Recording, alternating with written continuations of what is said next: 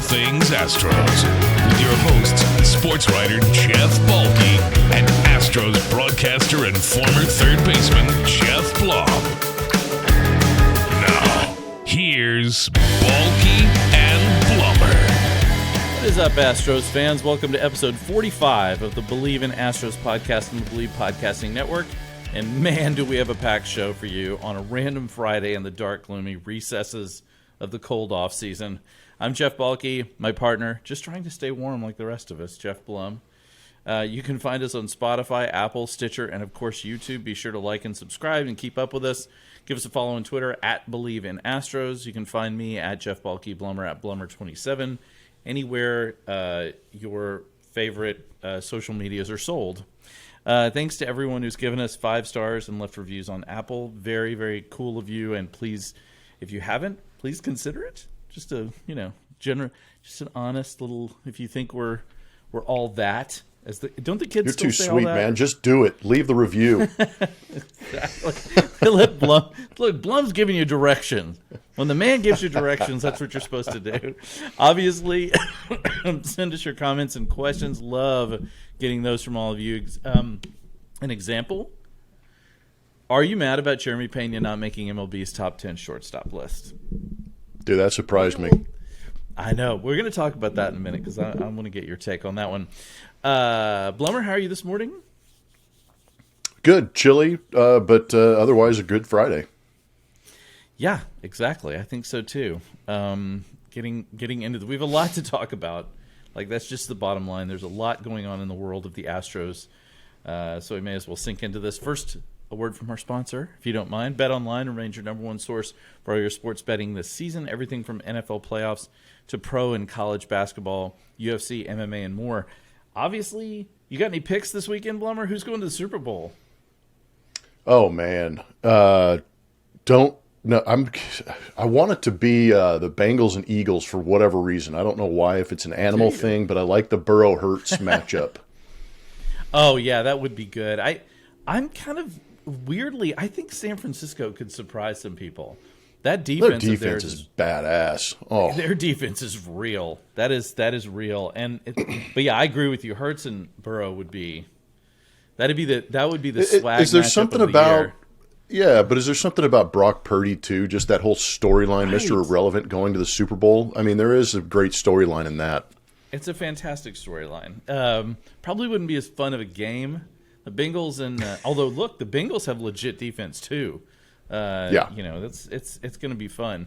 Either way, Super Bowl should be fun. I will be deep in the heart of the Rocky Mountains for the Super Bowl, so I'll be enjoying it with snow on the ground outside. You'll always find the latest odds, team matchup info, player news, and game trends at BetOnline with live betting options, free contests, live scores for almost any sport or game imaginable.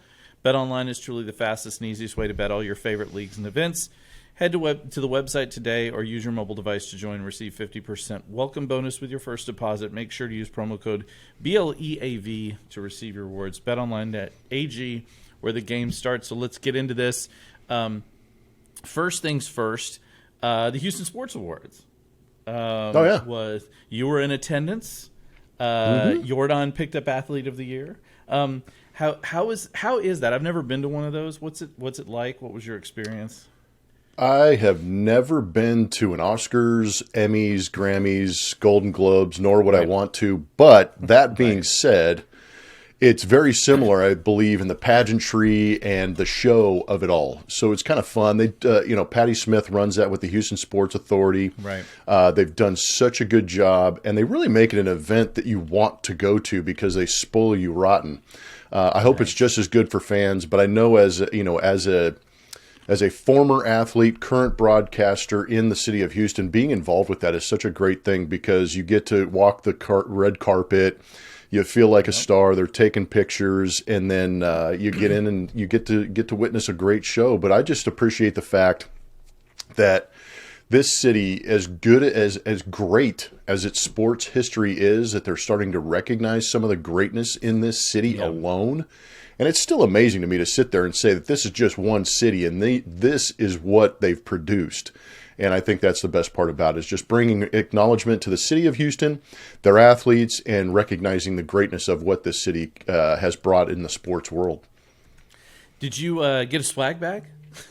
I mean, Nope. I know the swag bags they give out at like the Oscars and the Grammys are pretty ridiculous. No, I handed out, I think the first year they had the sports awards, about maybe 5 or 6 years ago, TK and I got to hand out, I think, Executive of the Year to Jeff Luno, cool. and we got like a case of wine. That was good enough for me.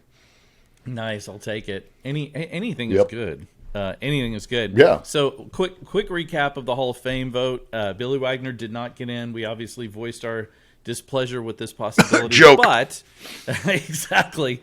And there's been plenty of, including from Joe DeLeon, who's on the Believe network. Really throwing down the gauntlet, calling Torch out writers, and yeah, he really went scorched earth on that one.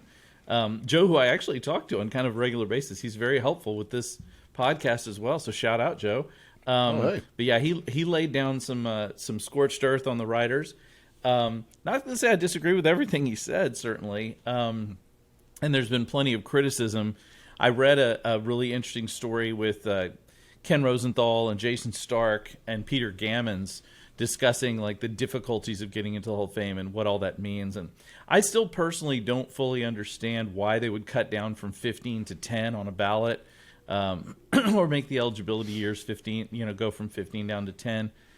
I know they're trying to make it hard to get in, to make it sort of the legit Hall of Fame, but nevertheless, it often leaves out people that it doesn't make a whole lot of sense that they're left out, including Billy Wagner. He did get 68% of the vote, which means he'll probably get in next year, and deservedly so.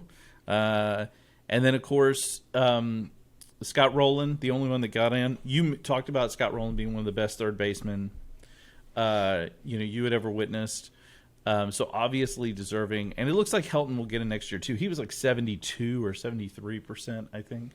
So yeah, hopefully the altitude helps him out to get those extra votes. Jeez, whatever. I know we can. Good job, Joe. We could rant and rant and rant about this if we wanted to. I'm just not sure I care that much about the overall exclusivity of the Baseball Hall of Fame.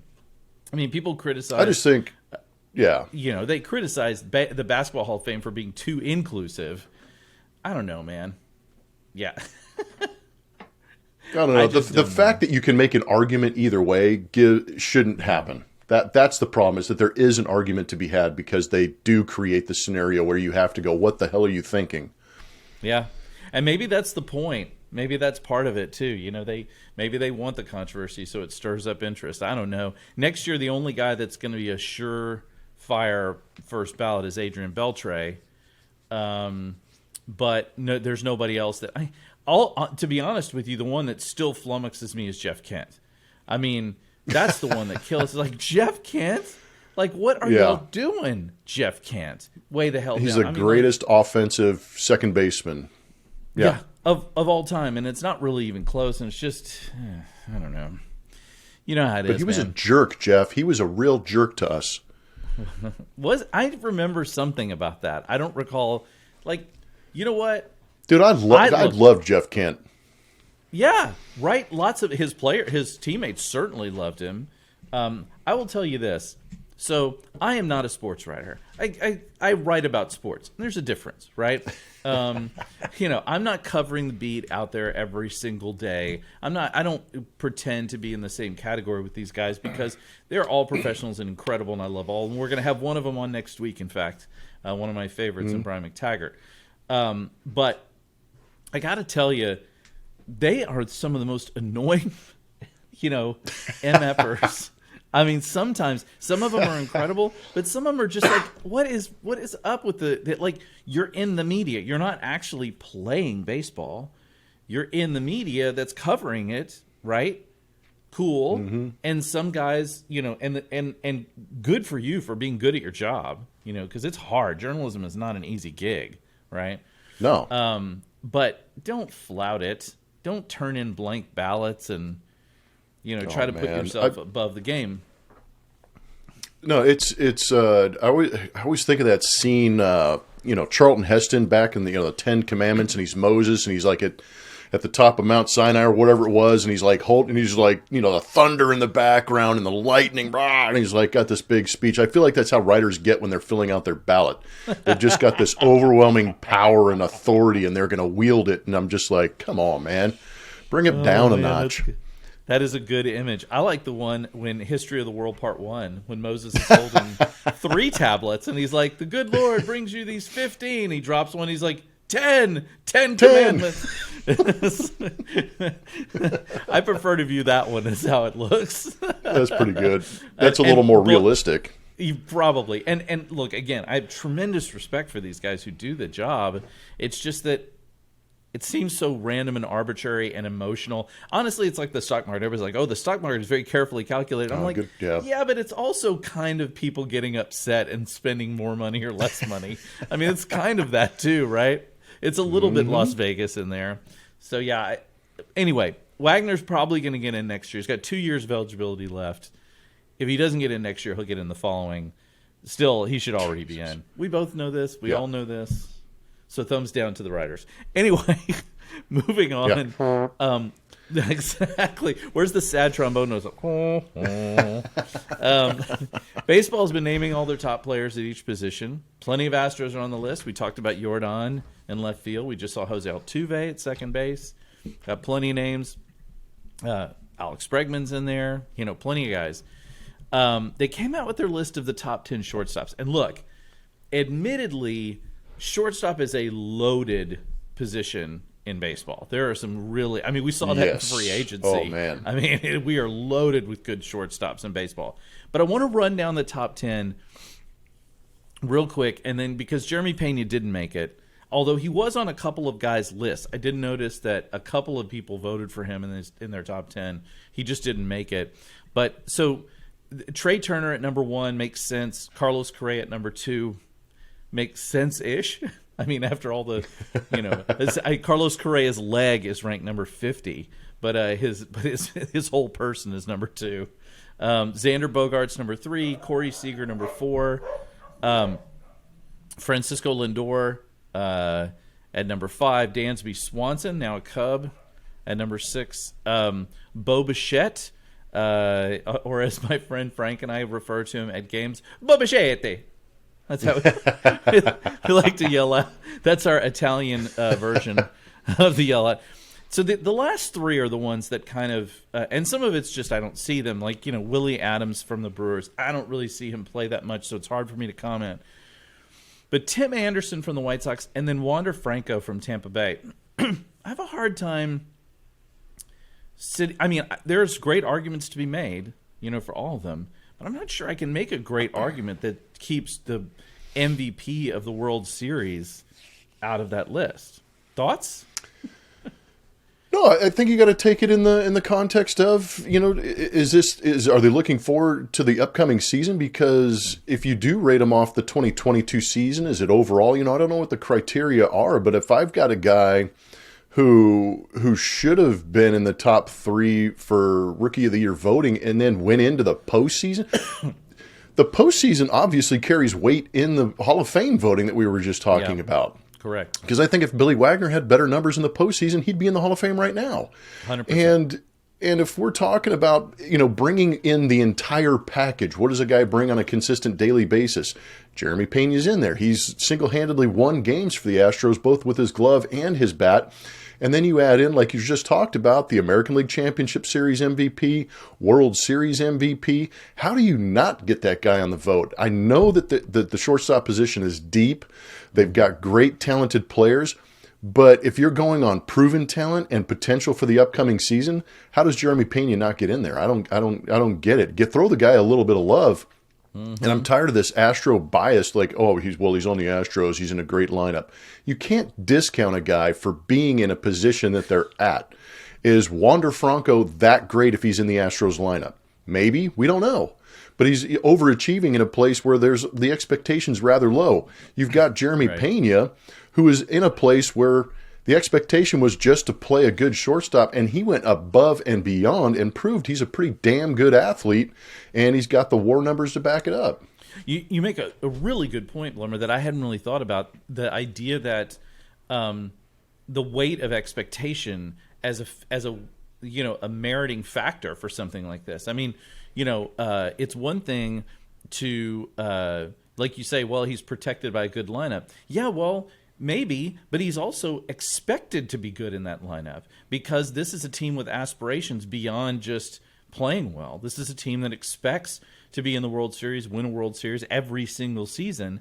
And he was also in the shadow of perhaps the greatest Astro shortstop of all time in Carlos Correa. So, I mean, that's a lot of pressure. And the fact that he was as exceptional as he was, yeah, he had a bit of an up and down season, but that's to be expected from a rookie. But yeah, that's a really good point about the weight of expectations and trying to meet those out while at the same time, play your position and not be overwhelmed by it. Yeah. And for me, it's still the idea of, the shortstop position is that captain on the team. They're the quarterback of the defensive ball club, and a rookie doing what he did, I think deserved a little more recognition. Let me ask you something about that, Blummer. So when you're out there defensively, who does set? Like, I know we talk, in football it's easy. We talk about the Mike linebacker, the guy that sort of sets all the defense. Is the shortstop primarily the guy who's kind of making sure everybody, or is it the coaches? Like, how does that happen when you're on the field? Well, there's a little bit of arrogance because I came up as a shortstop. I played shortstop my entire career, got to the big leagues. I think shortstop is one of those primary positions, not just physically, but mentally too, because you have your eyes into the crotch of the catcher for every single pitch. You know what pitch is coming. You know the sequences. You're in charge of giving signs on a first and third. You're in charge of going out on relays on balls in the gap. I mean, there's so many intuitive, instinctual, cerebral type situations that you need to be prepared for at shortstop because you're literally in on every single play. And then you add the talent. You're the biggest, you're the baddest, you're the most athletic, and the expectation is to that people will lean on you in some of those crucial moments. So being a rookie on a World Series championship team, I think that should carry a little bit extra weight and give you a little more credibility in that sense. But being a shortstop in the big leagues, even with the shifts and everything that's going on, they've got the pitch comm in their hats now that they can hear the pitches that are coming instead of looking in and getting the signs. There is a lot going on, but there's also a lot being processed. And when you get a question from your third baseman, your left fielder, your second baseman, you better damn well be ready to answer those questions. Wow. Well, I will say this. If playing shortstop requires staring into the crotch of the catcher for the entire game, I'm out. I'm just saying. That does not depends on the catcher. Hey, with Maldy's like colorful fingernails, that's a kind of might make for an interesting. Anyway, it was very colorful sounding. Is all I can say about that. So let's get on to the biggest news of all, and that is the Astros. Kind of a little bit surprisingly out of the blue yesterday, announced they hired Dana Brown as their new general manager, former vice president of scouting with the Braves, a long 33-year career in baseball with the Pirates. He was with the Expos when they became the Nationals, which should date easy. So was I. That's right. I forgot about that. And also with the Blue Jays. Obviously, he has real draft chops. He's drafted like the Rookie of the Year last year and the runner-up, both playing for the Braves. And he played baseball with Craig Biggio at Seton Hall, which is not to be discounted, and drafted Caven in Toronto, Craig Biggio's son. So, Blummer, you probably know him if you were with those teams. Do you not know him at all? No. The funny story is that I think his first full year with the Expos was 2002, and I got traded in the spring of 2002 from the Expos to the Astros. So he may have been in on the decision making when Omar Minaya was the GM for Major League Baseball Expos organization at the time, and I was the first trade that regime made. Wow. Well, what are your thoughts on this guy? I feel like this was a great hire. Obviously, they had the runner-up was Brad Ausmus. As much as I like Brad Ausmus as a guy, former Astro and a person, he doesn't have any experience in the GM position, and that worried me. So tell me, what are your thoughts now that Dana Brown has become the new GM? First things first, what the hell took so long? I don't understand some of these situations. You just mentioned it, 33 years. This guy goes back to, Yes. in the infancy of my career back in 2002. I was 3 years into the season, and he finally becomes somebody that can have an impact as far as scouting is concerned. He's obviously paid his dues, even more so than I think he needed to, but the pedigree is there. And what I like, and great hire by the Astros, I think this one's actually going to be very good because the Astros are in an interesting spot right now. They're great. They're good. They're World Series champions. They're looking to repeat. And I think Dana understands that. But coming over here and making the decision to go with somebody like Dana, you look at his background, VP of scouting. He is going to bring back some of that element of scouting to go with the analytics. And the reason I like that is because I think scouting is a fine art. Recognizing talent is another aspect of that fine art, and he's done that. You mentioned what he's done in Atlanta. He understands, that process. He understands that organizational mentality of developing and drafting young talent. And that's where the Astros are at right now. You've got some contracts running out with the Alex Bregmans, the Jose Altuves, and they haven't had the number one pick over the last couple of years, so they're going to have to rely heavily on scouting young talent in order to create this endless list of guys that they can continue to bring up and compete and create World Series champions. So that's where I think Dana Brown's really going to prove his worth, is in that development, drafting. And then, of course, he's got some serious decisions to make as far as extensions are concerned moving forward. It's a really unique time to be an Astros GM, and I think they did a great job. I'm a big fan of the signing of Dana Brown. I am as well. You hit on pretty much everything that I agree with here. I think the fact that he is a draft sort of nerd, and the fact that he is so good with the scouting end of it, is critical for a team whose farm system has really been depleted. I mean, we joke about how, their farm system isn't very good, and yet we still get Hunter Brown and Pedro Leon and whoever else coming up at Jeremy Peña. But the truth is, they do have a depth problem in their farm system. They don't have the depth that some other teams have. And so replenishing that is going to be important. And having a guy that can really help to bolster that is a big deal. We also can assume that because he's been in the league this long, he's not going to be shy about making deals.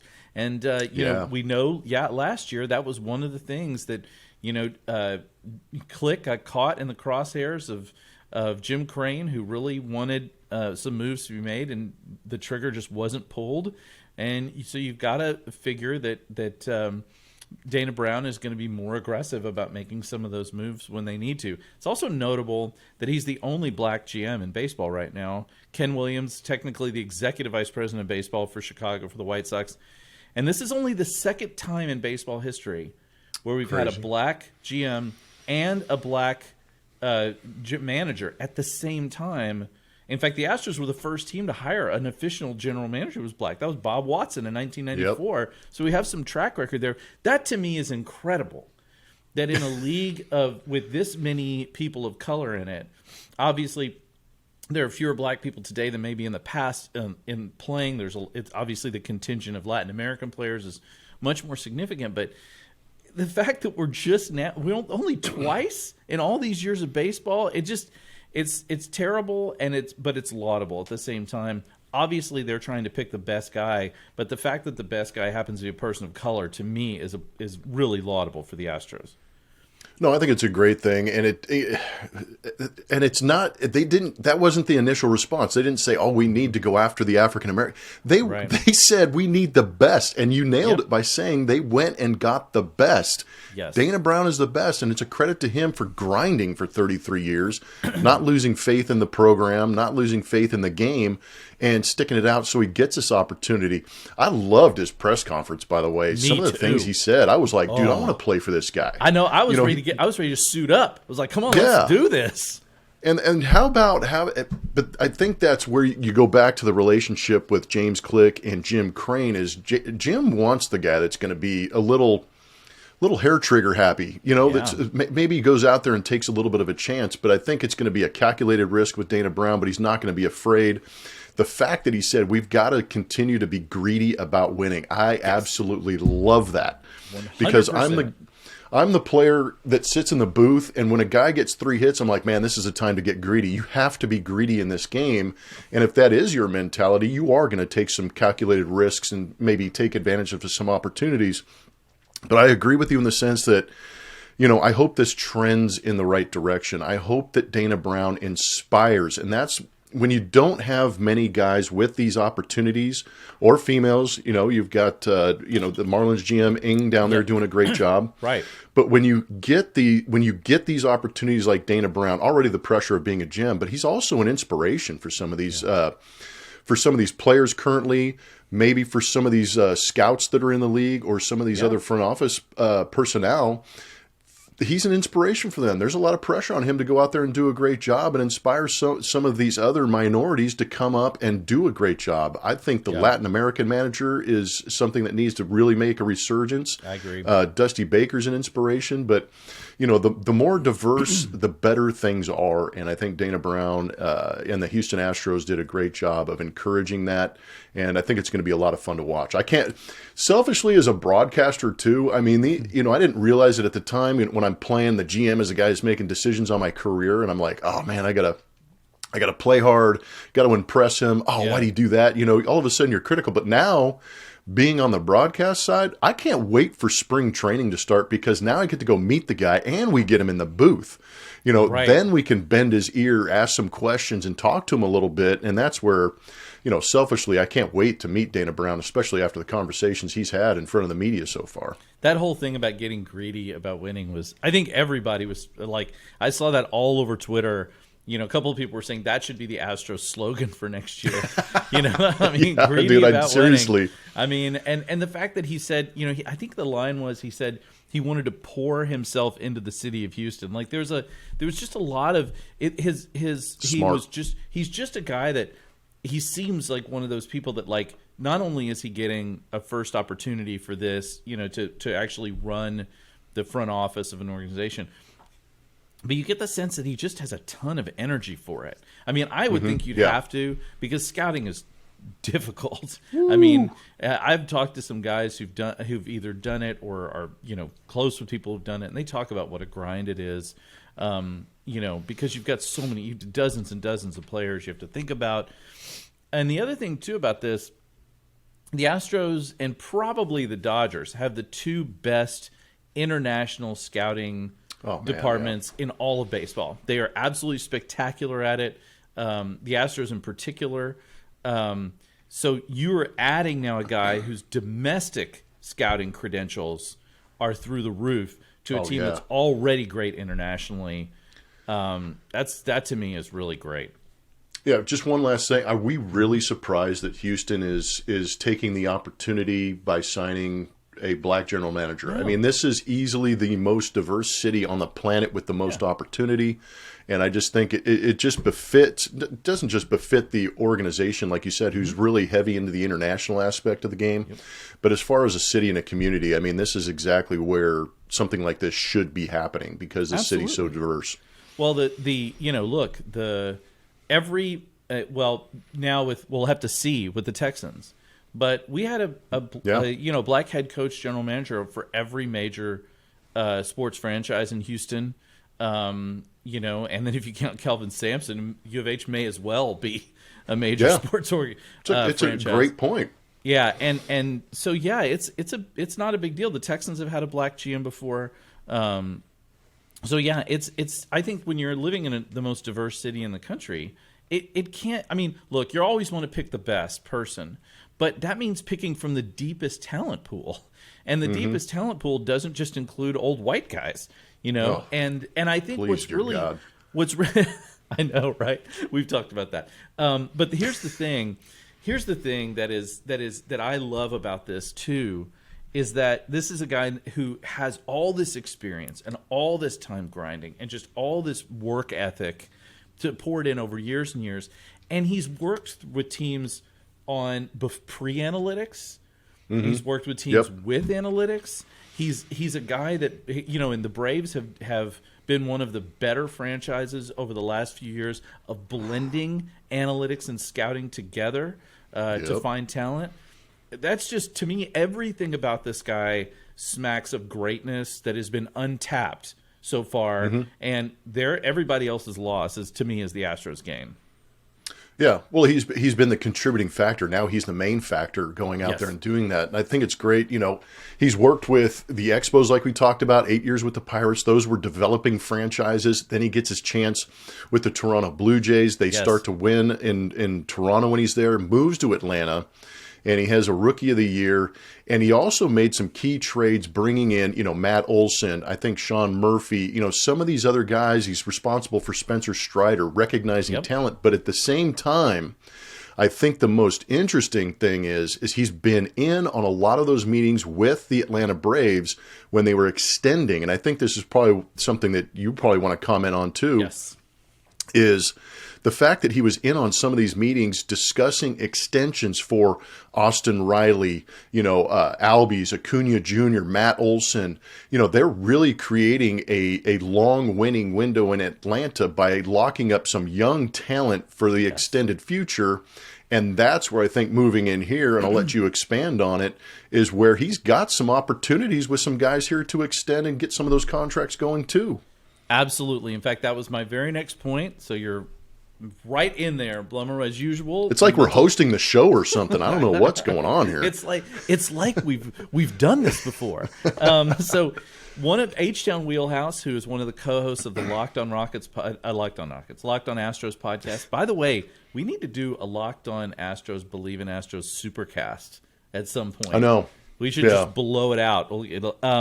He posted a question on Twitter. He asked, how will the hiring, impact not only the extensions to guys like Christian Javier and Framber Valdez and Kyle Tucker, but how soon do you think he wants to dig into those? I mean, we are in the arbitration period right now. I would think sooner rather than later, right? I would imagine. I would imagine actually that when you're going through the interview process, and these are extended processes because you want to make sure you make the right decision. So you're asking these guys very similar questions when you have them sitting in front of you. I can only imagine, and I can only hope that when they sat them down, whoever this, this voting group was, or this interviewing group was, that they sat them down and said, look, we've got these guys, like you said, Tucker, Framber, Javier, and some of these guys. How would you approach signing them to an extension? Yes. Would you even consider it? And what would the extension be? I would imagine that had to be in the conversation. So I think if you're going for the GM position with the Astros or any organization, you're looking at the entire roster and imagining, or at least, putting together a preliminary report on why you would sign these guys or why you wouldn't, and what the number would be. So I'm sure that question was probably in there. And how great would it be if you move into a GM job like this and you're like, hey, my first move was signing Kyle Tucker to a 10-year deal. Right. You're gonna endear yourself to the organization and the community immediately. Well, I think it's going to be interesting to see what they do too, because this is one of those things where I know that the Astros have been hesitant, if not just straight out not wanting to do any really long-term contracts. Will that change? Like, will the calculus to that change some? Will he say, point. okay, maybe I still don't think they're going to sign anybody for 10 years, but will they bump it to, say, 7 instead of 5 or 6? You have to wonder. And also, I just couldn't help but thinking, was his first call after the press conference to Kyle Tucker's agent? Like, I feel like there's got to be, like, right off the bat, it's got to be like, listen, we need to, even if we're not saying, hey, we're going to sign you, let's get this. There's got to be some open conversation with these guys to say, hey, you're a long-term part of this organization. We want you here. What do we have to do? And that's exciting for fans, given the fact that we're, just like 63 days away from opening day, and just like 2 weeks now away from pitchers and catchers reporting. It's a huge deal for not just for fans, but for the Astros. I mean, these are big, important long-term moves. And you mentioned too about some of these guys are coming to end of contracts, right? You're going to see over the next few years Alex Bregman's going to start getting closer to the end of his. You're going to see Jose Altuve getting, and there's decisions you're going to have to be made, important decisions. And so getting and look, Dana Brown could fall flat on his face. Nobody knows, right? Nobody knows. Unlikely, but happen. Yeah. Unlikely, but we don't know. But I will say that from every sort of angle that you look at this was absolutely the right choice. Like when you look at this I haven't seen a single person say, man, I wish they would have hired somebody else, right? Yeah, you're right. Everybody's like, yeah, this is a good hire. We don't know if it's going to be a great hire, but in terms of the optics, in terms of, the passing the smell test, like everything about it seems right. And then when he comes in and just pumps up the volume in the press conference, but let's get greedy about winning. Like, come on, let's freaking go. Yep, I'm in. I am ready. All right, Blummer. Well, that wraps up another amazing podcast. I'm going to give ourselves 5 stars. I like it. Yeah, you should write a review for us. I'm going to write my own review. I'm going to say this podcast is the greatest podcast in the history of podcasts. Just drop the mic and walk out. We've done everything we can. We've hit the pinnacle All of the other mountain. Podcasts should cease to exist at this point. And bow down. Lumber, what you got going this weekend, buddy? Are you just chilling, or do you have responsibilities as a broadcaster? What is going on? It's been a busy month. Yeah. Today, actually, as we're recording, is my 22nd wedding anniversary, so I will be celebrating that with my wife. Congratulations to you and Mrs. Blummer. Yeah, thank you. It's been a hell of a run. We're continuing to work very strong through the highs and lows. And then, how about this? On Saturday night, I will be emceeing the Poultry Auction Committee Gala. What? My second year, and it's one of the more fun nights I have. Yeah. Okay. Wait a minute. Hold on. Drink this in. You've got it. The poultry. Repeat that for me because I need to get that back. Last year, I was given the opportunity to host what I didn't know at the time was a poultry auction committee for the rodeo. They have a gala where they recognize all the people who donated and bought the poultry at the auctions during the rodeo. I will be back for my second year as MC of the Poultry Auction Committee Gala. And it's one of the best things I've ever done because the people are great. It's a blast, and it gives me all kinds of connections to the rodeo. Man, Plummer, I've never heard of it before. Please tell me they're serving chicken. Please tell me. It may be of the fried variety. And I was like, I actually questioned. I'm like, you're serving what? Like these are wow, Blum, that is, I don't even know what to say about that other than that locked you up. It did. I mean, I'm not normally speechless, but honestly, that was it reminds me of a WKRP in Cincinnati back in the day when Les Nessman won the Silver Sow Award. Like it feels yes. This is like some real deep in the rodeo kind of stuff right there when you're the poultry gala. Well, there's certain things I've found, moving to Houston. I mean, Texans are very protective of their country of Texas down here. And in order to get your Texan card, there's certain things you have to check off the list. Mm-hmm. I would imagine that being the Poultry Auction Committee Gala MC, it, checks a pretty large box. Are you wearing your boots? Oh, well, there's a certain theme to it. Last year it was Mardi Gras. And I was terrible at that because I didn't have any Mardi Gras attire. But this season, it's like derby season. So I've got a seersucker suit that I'm going to rock the hell out of. Yeah. That's why you got to follow me on Instagram because I'll probably have some good photos. You have it, of the suit. I expect a photo of you in your seersucker suit holding a piece of fried chicken and sipping a mint julep. That's what that's my expectation. That's my expectation. That is amazing. Well. Congratulations on the poultry MC, which is so. If that's what we're supposed to say, yeah, that is fascinating. Also, obviously, congratulations on your anniversary. My 10-year is this year. Woo, 10 that's a big one in October. So I feel you. That's awesome. I follow your wife on Instagram as well because she's often posting some hilarious stuff just of you. Yeah, I get exposed on there. Yep. Yeah, you do, but it's okay. It keeps you humble, right? Yes, it does. Yes. I'm still trying to get past this poultry thing, man. I'm still trying to dig in on this poultry thing. Believe it. Oh, God, that's so good. That is so freaking good. Okay, we'll be back next week. By the way, special guest next week, Brian McTaggart of MLB.com will be with us next Wednesday. Really great guy. And his newsletter, if you're not signed up for it on email, get it. It is my favorite thing to read every single week. Tremendous insight. He's been with MLB Network now since 2009 covering the Astros. So if he doesn't know it, nobody does. So we'll be back next week on Wednesday for that. Obviously brought to you by BetOnline. Huge thanks to all our listeners and viewers everywhere. You guys are awesome, liking and subscribing and commenting. Thanks so much for all of that. We appreciate you deeply. Keep it coming. Like I said, just 63 days now until opening day. Whoop. I can't believe how close it's getting, Blummer. Thanks, everybody. We'll talk to you next week. Go Astros.